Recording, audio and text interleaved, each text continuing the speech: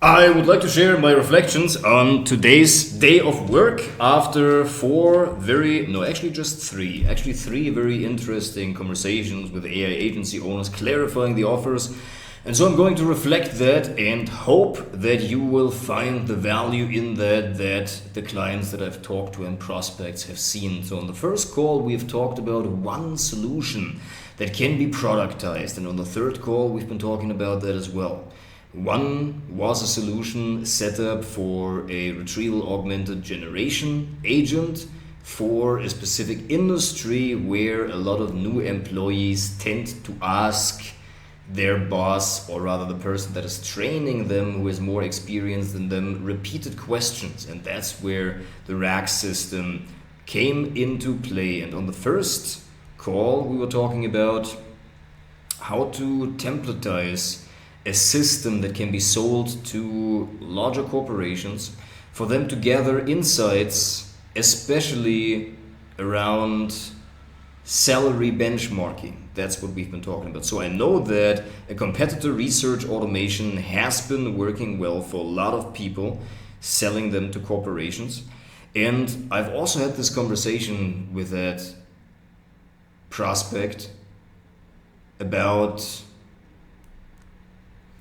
there's a low barrier of entry towards lead generation and content creation systems. Basically, a lot of people are trying that because they have the same access to the same tools, Apollo, scraping Google reviews, etc. So how are you going to differentiate yourself?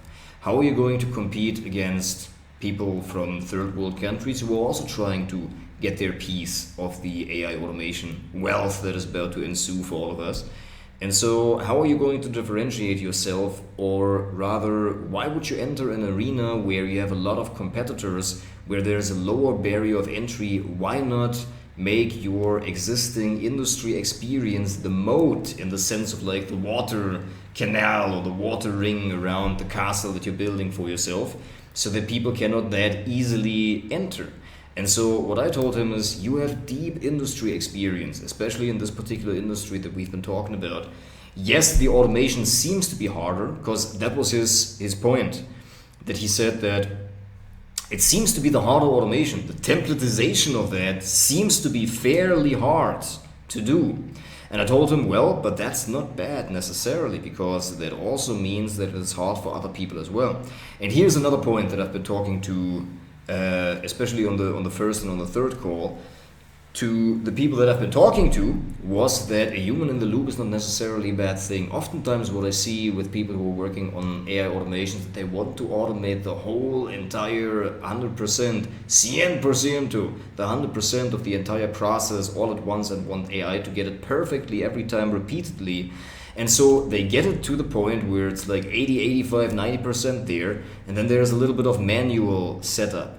Or rather on the points where, on the aspects of the automations where it's not quite that great yet, that they are spending tremendous amounts of energy, sometimes 2-3 times the amount of time and energy that they've spent getting it to 80%, until they got stuck on these few things, and then they get fixated on that. And trying to automate that as well, where the current state of the tech just won't do it very well. And so I am advising people, when they ask me for my opinion on that it is not a bad thing to add a human in the loop.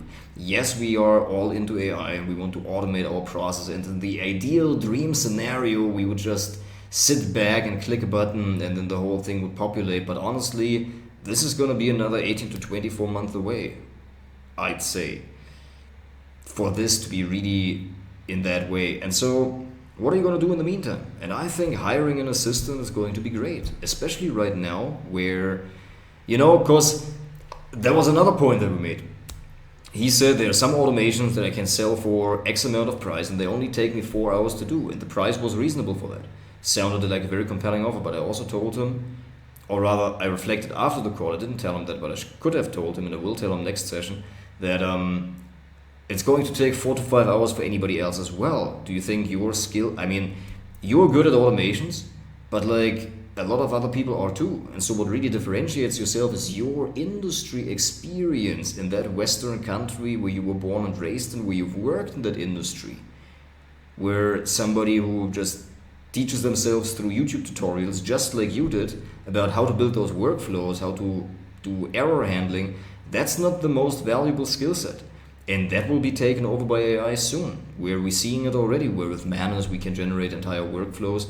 So the skill of actually building and fixing these automations, we should not build our value proposition around that, because that will become less and less valuable over time. What really will remain valuable is the industry experience that you have, being able to speak the language so that you can feed that to the models and the agents that you're building, as well as understanding the customer of that particular industry, right? And so I said to him that if it's easy for you to make that money, it will also be easy for somebody else to make that money. And while that is okay currently, I really challenged him to build a business that seems to be harder in the beginning, to get it right, but might be more valuable in the future. Because that's always what it has been usually in tech. Like you build it and you build it and you build it, you spend a tremendous amount of resources. That's why a lot of software startups raise capital, because it takes an initial massive effort to get the software so that it's minimally viable.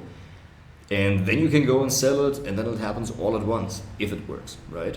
And so in the same way, I was saying rather spend some time and effort on this automation, which is not a software startup, not even close to what you need to do. But I'm just saying spend some time on the template, and then on the templatization of that, because that was the language that he used. And then consider also adding an assistant. You can make great SOPs with AI. You can clarify very much what the steps, what you want the steps to be like. And then you employ somebody and you go back and forth with them for a little bit until they get it right. It's not a problem at all, I would say. Unless it is for you, and unless it's some kind of mindset limitation where we're like, we have to be 100% AI all in without any employees, because a lot of people believe that it is challenging to work with employees, and it can be, of course. There are all these complexities when you work with humans. But on the other hand, if you spend like another 20, 30, 40 hours exhausting your mental energy that can just be used in talking to people about the solution, that you're trying to automate the last 15%, the last 10%, as I said, that just won't work currently. You're trying to force it. You're trying to like hit your head against the wall of like, why isn't it working? Sometimes, and that's where it's also important to have a coach, if I can say so very blatantly, of somebody holding your face to what you're doing and seeing like, this is not a good way to spend your time currently. Because oftentimes we make these irrational decisions of like, where people get like very OCD about things and wanting to force it into existence. We're like, no, I just got to try a bit harder. Maybe you don't. Maybe you got to step back and say, okay, this is, if it's not easy, I won't do it. In the sense of, yes, you want to build solutions that are harder to build, in the sense of they take more.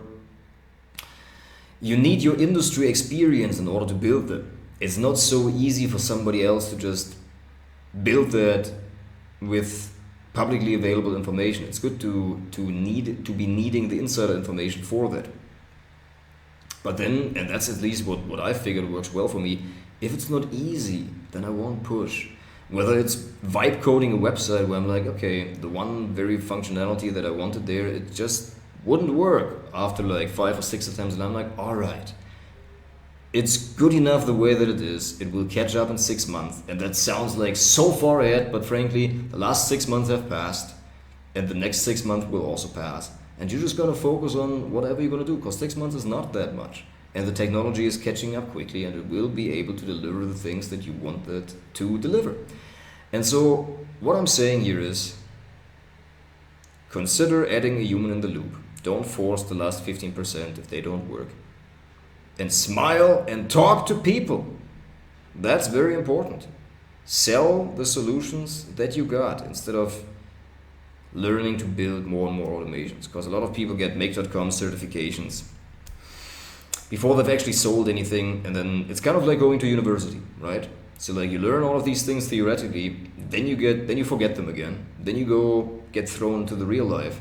And then you learn it all again because now you're actually applying it, and then you're like, what did I learn there in college? So you have the reference experience, it's great, but especially here, let's find the pain points, let's find the needs, and then let's go build. Have a great day, everybody.